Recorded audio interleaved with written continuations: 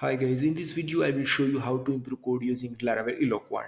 So let's get started with the example. So in this example I simply list of all users with the filter like name and email. So you can filter with the name, so like dr, and search it.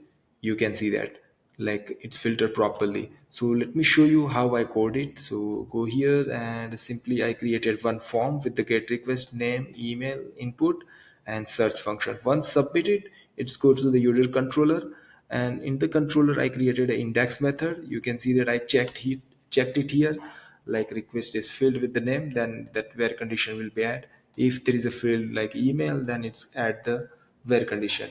It's working fine, but we can also choose another options and Laravel Eloquent that provided using the when function. So let me show you that. Okay, so let me go users and then when, and first argument we'll just need to pass the request name and then like function, and here we need to write the query. Okay, so let me pass builder as argument and query. So inside the query I will just use the sphere condition. So I will just simply copy and paste it here. Okay, so I used the request here, so let me just use here. So if I add use, then it will be used. So let me remove this code from here, and same thing let me do for email as well. So let me remove this and just add email and email column, and here also the email. Okay, and let me just save it, and let me go here and just remove this one. Okay, there is an error, so what, yeah, semicolon missing, so let me add it.